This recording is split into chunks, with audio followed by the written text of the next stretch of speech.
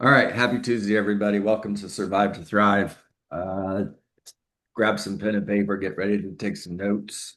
We're going to have a pricing conversation today. If you've been a part of this call, uh, I've shared this many times, and I'm going to keep sharing it as long as I know it's an issue that you guys are dealing with. And because I talk to a lot of real estate agents, I'm hearing over and over and over again that my number one challenge is your number one challenge, guys, not mine. Your number one challenge is homes are sitting on the market and they're not selling. Sean just talked a minute ago about he didn't know whether or not the seller was going to be willing to go as low as Sean wants them to go, which I understand that. And Sean, thank you for saying that. And I'm going to change what you said in just a moment. It's not what you say, it's what the market says. Now, market value is market value. You can deny that market value is market value. You can bury your head in the sand and tell yourself that your home is worth more than it is, but that doesn't mean it is. Market value is whatever a buyer is willing to pay and whatever a seller is willing to sell. Bottom line, that's it. And when you move into a market where there's more inventory, so signs of a shift. First of all, we go back to 2021, and I know there's a lot of you guys here who'd love to go back to 2021. I hear it all the time. And then I think, do you remember in 2021, we were having these calls, and your number one challenge was there were no listings. Do you remember how frustrating that was? You had buyers that wanted to buy, but nothing was for sale. So when you say, I want to go back, who just gave me a thumbs down? Sean, don't do that. I Uh, did. 2021 was horrible. It was okay. horrible. All right. Only good for. Yeah. So don't forget about that. Okay. Um, Now we're in a market where, depending on what part of the country you're in, you're looking at anywhere from 4 to 6 months of inventory or more. Now, the National Association of Realtors would tell you that zero to um, 0 days on the market to 3 months on the market is a seller's market. 3 months to 6 months is stable market, and 6 months or more is a buyer's market. So I disagree with that. I believe that 0 to 60 days, seller's market. You've got more buyers than you do sellers. You have two buyers for every one home that's for sale, or three buyers for every one home that's for sale. Buyers are outbidding one another in order to buy that property, and that's causing prices to go up. Pretty simple, right? Now, when you shift to a market that's 3 to 6 months, let's put it in actual terms. 3 months of inventory means there's 12 homes for sale and four are selling every 30 days. You don't have buyers bidding with one another. You don't have buyers outbidding one another in order to buy those homes when there's four properties selling every 30 days and there's 12 for sale. Now, you don't start to see prices drop until you get to about 5 months of inventory. But 5 months or more, you're definitely seeing prices drop. You could see prices drop between 4 and 5 months. It just depends on the market, depends on the home. So I would say 0 to 2 months, seller's market. Anything after that, we're moving towards a buyer's market. Shifts happen quickly. They don't happen slow. They happen slow at first and then suddenly. Now, I want you to go from having pricing conversations to strategic pricing conversations. I'm going to share my screen. Let's hope this works. We'll see.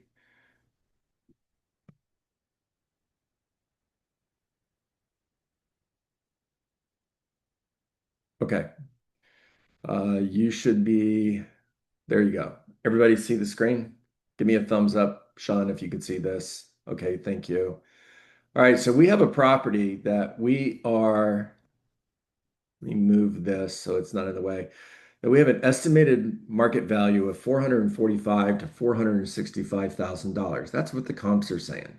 Now, what is the seller saying? If the comps are saying 445 to 465, Bob, if I'm meeting with you and I tell you, well, the comparables are giving us an estimated market value range of 445 to 465. What's the seller saying? Immediately, what do they want to put the home on the market for? 499. There you go. Somewhere between 475 and 500,000 because get ready to go to script school, seller script school, not real estate agent script school, because we can always lower the price later or because a buyer can always make an offer. All right, keep that in mind. We'll come back to it. So what I want to do, knowing that I got an estimated market value of 445 to 465, is I want to look at two different markets because I have the opportunity to go fishing in two different ponds here. So, and the whole idea begins with which pond gives me the best opportunity to catch fish. So between 450 and 500,000 within a 2 to 3 mile range of the subject property. This is our subject, and we're going to draw a circle around the subject property of about 2 to 3 miles. These are all the homes that we're competing against. A is number of active listings. There's 18 active listings between 450 and 500,000. B is how many homes sold in the last 6 months. So in this example, we have 20 homes that sold in the last 6 months. C is we're going to take B and divide it by 6, which in this case would be 3.3 per month, rounding it down to 3 per month.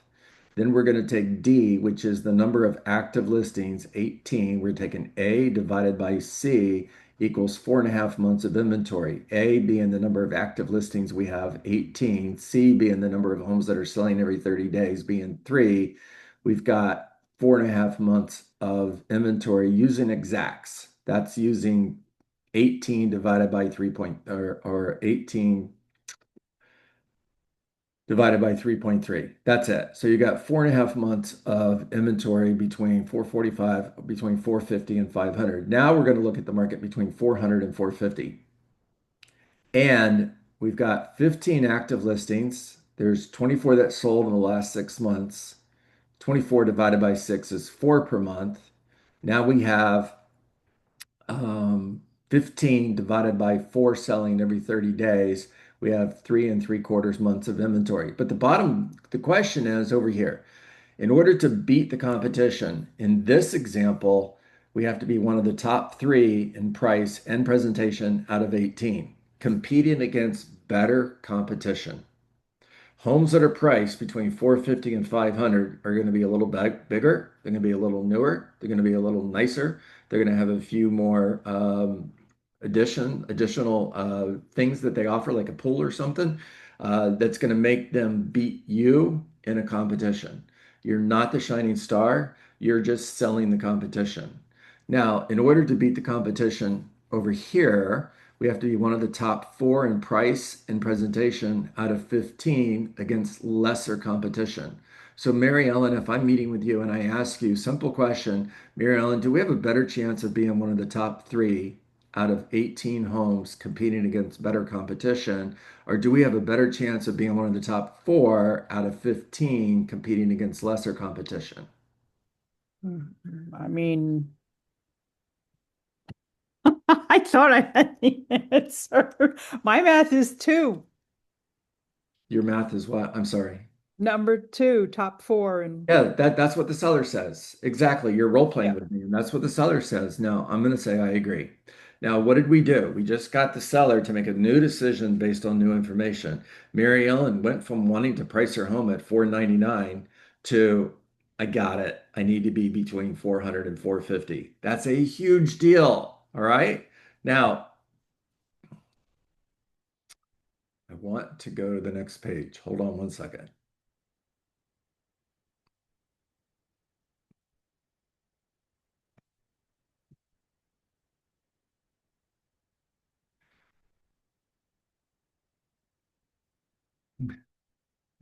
I know it's here. There we go. All right, so we got estimated market value of 445 to 460. Same conversation here. All right. We're looking 450 to 500,000. We've got to be one of the top three out of 18, which means there's 6 months worth of inventory, which in this example, you have a market where prices have started to come down. Everybody see that? So 455 would put us below the highest price range and possibly be the right price if the property is in the right price category. That's the key factor there. Okay. But ideally, in order to sell this property in this market, in order to get in front of the competition, because we want to price down here, we don't want to price here. We don't want to price where the market is. We want to price where the market's going. It's like rolling a ball downhill and getting out in front of that ball in order to catch the ball when it comes to you. You got to get out in front of the market and catch it when it comes to you. So the right price here is actually probably around 445, maybe 440,000. Or we could be in a market where there's 400 to 450,000. We have 3.5 months of inventory, which this line right here indicates what the market is doing. Prices are still going up, but they're starting to flatten out. We priced the property at $445,000. We're still okay because prices are not coming down. And remember, all we have to do is be one of the three or one of the top four out of 15 that are selling every 30 days. Now let's go back to the beginning of the conversation when Mary Ellen said she wanted to list the property at 490. Mary Ellen, I'm going to give you credit and say that you just want 470. We're saying 445 to 460. Seller says 470 because we can always lower the price later, or a buyer can always make an offer. Now, what typically happens when we do this is somewhere between 0 and 60 days, probably around 60 days on the market. The seller is going to come to us and they're going to say, "You're right. Remember, we wanted to put the property on the market at 445." Okay. They're going to say, "You're right. Let's go ahead and lower the price to 450." Here's the problem with that. We've missed the window of opportunity. The window of opportunity exists right here between 0 and 30 days. And then the number of people that are looking at our house is going to start dropping and going down more and more as time goes until you get out here about 120 days, nobody's looking at it anymore. So we dropped the price to 450. Now 120 days out, a buyer comes in, they look at the house at 420 and they love the house. And the first question they ask is, how long has it been on the market? Now, Matthew, their real estate agent, responds with 120 days. Their next question, Bob, is what's wrong with the house? And the agent says, well, there's nothing wrong with the house. Now, you're the buyer. Are you offering full price? Well, of course not. Why not? Because the house has been on the market for 120 days. Now, Debbie, who has the advantage at 120 days on the market? Does the seller have the negotiating advantage or does the buyer? The buyer has the negotiating advantage. So the buyer comes in and makes an offer of $425,000. Now, the seller's motivation has changed during this time. Now they're probably desperate. They have to sell. So they end up accepting $425,000. By the way, they blame you for this. It's your fault because you said 470. That's another seller script. Now, you never said 470, but when a seller says, can't we try at 470 because a buyer could always make an offer or we could always lower the price later on, and you say yes to that, then what they're hearing is you agree 470 is the right price. So now they sold their home for 425,000, they're blaming you. And they lost $45,000 trying to make an extra $30,000. And they've got an extra 90 days of holding costs. Between 30 days and 120 days, you've got 3 additional months of holding cost. If their holding cost is $3,000 a month, they spent $9,000. Karen, it's so good to see you again. I'm glad you're feeling better. They've spent $9,000 not to sell their home. Now, Judy, when I go on a listing appointment, I'm pulling out my thinking pad. Learned that from Zig Ziglar, by the way, which is just a legal pad and my Sharpie markers, different colors, and I'm drawing pictures. And I'm drawing what you guys are looking at right down here at the bottom to explain what happens when you price the property above the market and you end up chasing the market down versus pricing the market in the market and getting here where the activity is, and we have a better chance of selling the property at market value. We're going to sell it for 445 in 30 days versus 425 in 120 days.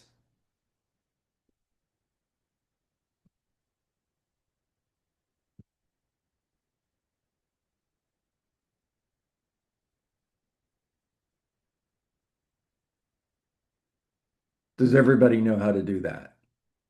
If I asked every single one of you,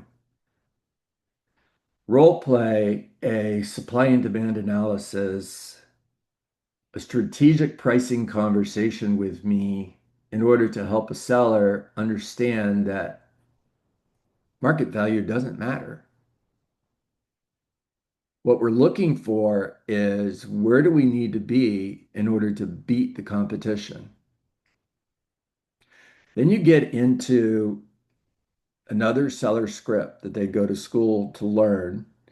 Raise your hand if you've already heard this. Karen, I'm not going to give my home away. If you haven't heard it, yeah, Sean, if you haven't heard it, it's coming. Okay. So, perspective, third part of the conversation here, observation, forecast, perspective. Perspective is simply helping that seller understand they're not giving their home away. So when I hear somebody say, I'm not going to give my home away, Sean, my first question is, how long have you lived in your home? Now, depending on the answer to that question, because I could actually be speaking with somebody who's been in the home less than 3 years and they're selling the house for less money than what they paid for it, so they are taking a loss. But even that seller, let's say I'm talking to that seller and they're actually taking a loss. So you've lived in the house for 3 years, got it. You're selling for 440, you paid 470, got it. That doesn't feel good. Totally understand. Nobody likes that. By the way, how many homes have you owned? How many of them have you actually made money on when you went to sell them? Now, most of the time, guys, it's going to be every other property they've owned other than this one. Do you invest money in the stock market? Do you make money on every single investment? Or occasionally do you lose money? Well, occasionally I lose money. Well, this time's like that time. There's no guarantee that your home is going to be worth more money when you sell it than when you bought it. And by the way, your home that you live in is not an investment, it's shelter. If you are an investor and you're buying properties for the purpose of building wealth, that's an investment. But the property you live in is shelter. Here, I'll compare it. I'll prove it. So this home that you lived in for the past 3 years, Mindy, if you weren't living in the house, if you had to rent the house that you're living in, let's say rent is only $2,000 a month, which, by the way, if you can find a three-bedroom, two-bath home that rents for $2,000 a month, let me know because I don't know where those are. So, but let's just say that you're renting this house for $2,000 a month. You're spending $24,000 a year to rent the property. In 3 years' time, you basically spent $75,000 to rent the house. Now, did you pay rent? No, of course not. I'm living in the house. Exactly. So you've lived in this house for the last 3 years. You didn't pay $75,000 a year, $75,000 to rent the property. By the way, did you enjoy the home while you were living in it in the last 3 years? Yes, I did. Got it.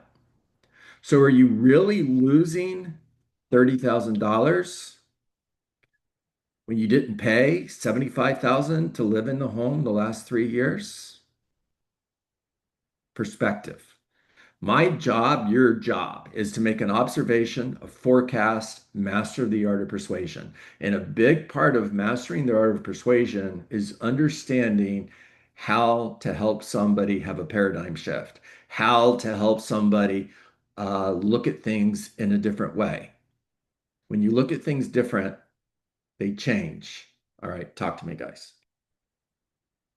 Raise your hand. Give me your ahas, questions. Say something to me so I don't feel like I just dropped a bomb. All right, Lauren, talk to me. You're on mute. Okay, sorry. Um, this was on point of what I needed today. My seller, we've hit 30 days and I'm already catching that like tone and attitude from them. We finally dropped the price and they weren't happy about it whenever I approached them with my two different scenarios. I do feel I may not be explaining things well enough, or I'm just providing them too much information for them to take in. But I really need to practice more on this strategy analysis. So maybe I can simplify it for them. Love But it. I really needed this. Love it, Lauren. It'll be on YouTube. So guys, go to my YouTube channel later on and watch it over and over again. Lauren, I'm going to give you a new script, okay? I understand you're not happy. I want you to be happy, but I get it. You're not happy. Don't be happy. Actually, be angry. Be angry with me, but sell your home. The bottom line is 6 months from now, when you don't live in your home any longer and the price has dropped another $10,000, you won't be angry anymore. I promise. So be upset, be angry at me, but sell your home. Okay, Colleen, talk to me. So this has absolutely worked, and I've not done the graph that you've done, but this works whenever I actually show them the list price to sale price and the percentage of, where houses are actually selling. My sellers who listen to me and price where I'm suggesting there, because it's often 15,000 below market value, they sell. That's Those right. who don't sit and wait, and that's the problem. And then I always tell them, I know it's a tough conversation to have now, but I'm telling you this because I'm trying to mitigate having another conversation with you in 60 days when you're pissed at me because your house isn't selling. So it doesn't mean it's comfortable, but this is unfortunately the reality of our market. So then thanks. So another question I have for you is I also have a couple sellers who are just, stubborn, and they want to sit at their price point, and they're sitting here thinking, okay, well, the Fed's going to drop rates and a lot's blowing up with Jerome Powell and this and that. So I think I'm just going to wait until that happens, and then hopefully the market's going to come back up. And I've had to say, do you know how many times has the Fed actually threatened to drop rates this year? And how many times have they performed? Zero. So if that's the case, what makes you so confident? Now, obviously, I want them to drop too. I would like it to just blow up completely. But if that's not happening, what would you say to those sellers who are just still choosing to sit on the sidelines at their price, waiting for something to happen with the market so that they can get what they want? The last time the market shifted, when prices hit bottom and we started to come back. So the Fed lowered interest rates, more buyers were buying homes. Life is good. And people were buying homes. It took 4 years for prices to go back to where they were before the prices started going down. Wow. It's exactly what I would say to them. That's a long time to wait. I appreciate that. Thank you. Thanks, John. Okay. Karen Rawlings, talk to me. Good morning. So I lost my first listing that I did everything wrong. I'm going to have my partner, Jess, put your chart in my listing book, and I'm going to take it on all my listing appointments because it's heartbreaking when you go on a listing, on a relist, and the seller's angry and the husband's the husband's arms are folded and they blame you for why the house hasn't sold. So that was a bad experience this week. But then I had two other sellers that did listen to me and did lower their price, and we did sell them. So all is not lost, but it's hard when somebody's angry at you. It's not a good day. So I'm going to use this stuff. This is really good. Really, really good. Thank you. Thank you. It's so good to see you, Karen. So it's my guess, and you could tell me if I'm wrong. For all of yous that are using note takers, you can take the notes from this meeting. You can dump that into ChatGPT and ask ChatGPT to create these models for you. Now, I may be wrong, but I think that'll work. Let's go, Matthew Driscoll. Good morning. So yeah, I just wanted to add one thing that I've added to this presentation, which works amazing, by the way, is I will tell them right up front that right around the 10-day mark, we're going to do a price review based on our activity. And this is what the review is going to look like. If we're getting this type of activity, we're going to reduce by this much. If we're getting this, we're going to reduce by this much. And kind of set that stage, should I need to do a reduction, that they kind of know that that's coming. So when we have that discussion, it's not a surprise. Right. Good stuff. That's working for you, Matthew? It is, yeah. Okay, good stuff. Thank you for sharing that. By the way, when you're watching the video later on, make sure you're listening to this feedback because there's been some pearls dropped, some golden nuggets dropped that you guys can take and use in your listing conversations moving forward. Let's go, Jasmine. So how would you go about going up to a seller and they're just adamant and just keeps telling me, Jasmine, I'm not in a rush to sell. and how do I go about going with this strategic pricing strategy and having that conversation? So people are more motivated by avoiding pain than they are by going towards pleasure. So I'm going to ask questions in order to help them self-discover that the right strategy for them in order to get that house sold is to make a new decision based on new information. Now, if you push too hard, then they're going to feel that it's just because you want to get a commission check. So actually, maybe a takeaway is a good advice here. So if somebody is adamant and they're just sticking to their guns and they're not lowering their price, I'm going to go back to the listing presentation and I'm going to remind them when you and I first met, I shared with you that if I felt a seller has a goal or an expectation that I can't meet or exceed, I would rather turn the opportunity down today than let you down 6 months from now. This may be one of those times. Maybe it's just better if we take your house off the market. I don't know if Victoria's on the call today, but I suggested to her last week on our coaching appointment, I said, send your seller two addendums. One addendum is a price change with your recommended price. The other addendum is a cancel and release to take the listing off the market. Tell the seller to sign one of them and send it back to you. You don't even care which one they sign. Just sign one of them and send it back. They sent the price reduction agreement back to her. Okay, let's go, Sean.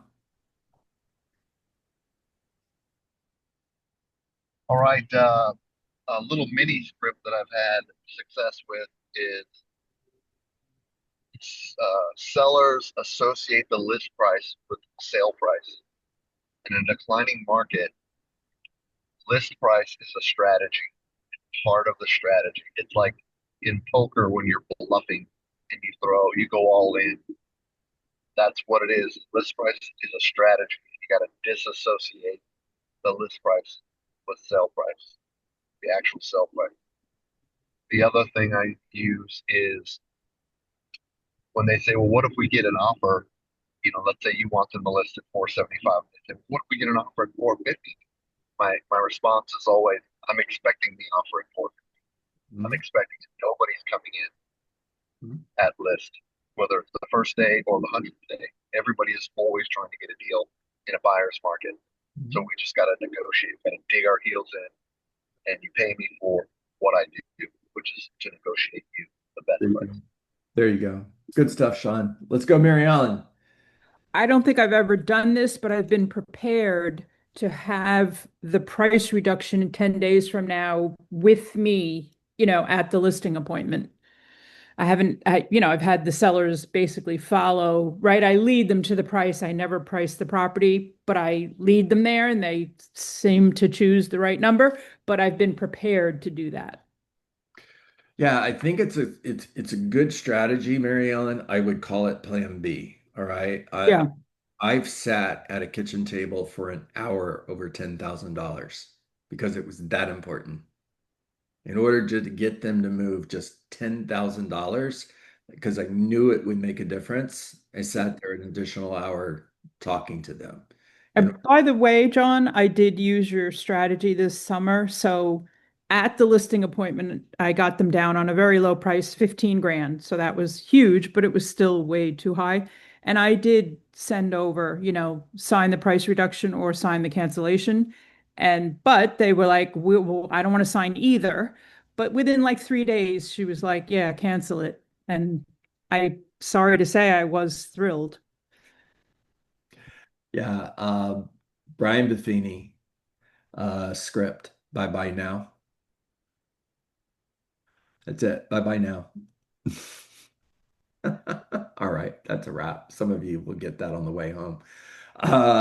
Thank you for being here. Hope you guys got value today. If you did, tell your friends. Let's grow the group. And I'll see everybody tomorrow morning at 9 a.m. If you're not already on my YouTube channel, please go to John Dietz, look for the Rainmaker coaching channel, and subscribe, like, and follow. And I'll see everybody tomorrow morning, 9 a.m. Make it a great day. Thanks. Thanks, John. Bye, everyone. Thank you, everybody. Thanks, Thank John. you. Bye, everyone.